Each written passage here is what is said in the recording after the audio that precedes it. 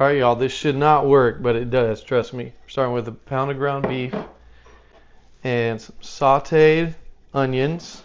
We're making chili mac potato soup. Once the meat's in there, we're going to throw in some chili seasoning. Just throw the whole packet on there. And we're going to go on down the seasoning line. Garlic powder, onion powder, salt, and some, you guessed it, pepper. Once you got all your seasonings on there, I'm going to start with our liquid mixture. We're going to throw cream of mushroom soup. You can also do cream of cheddar. The store was out of the cream of cheddar, so I went with the cream of mushroom, but either one should work pretty well with this recipe. Once you got that nice and scraped out, throw in a can of chili.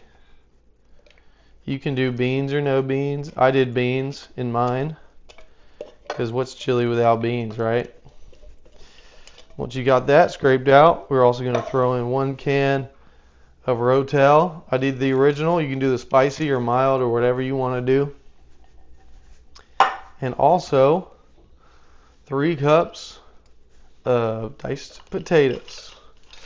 You can do frozen or cut it up yourself. I am limited on time today, so I went with the frozen. And last but not least, we're going to put in 4 cups of beef broth, which is this whole carton. Just throw that whole thing in there. Once you got all that in there, go ahead and just stir the ingredients around where it's nice and mixed. Once you give it a nice little mix, we're going to put the lid on.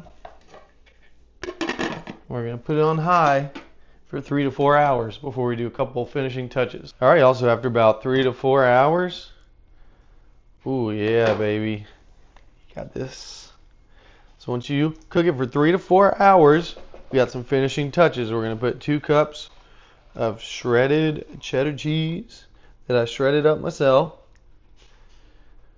Go ahead and plop that on in there. You can do some pepper jack if you want to make it extra spicy. But I went with cheddar. And then once you get your cheddar in there, I'm also going to throw in 1 block of cream cheese. I cut it into little pieces so it would melt a little bit easier.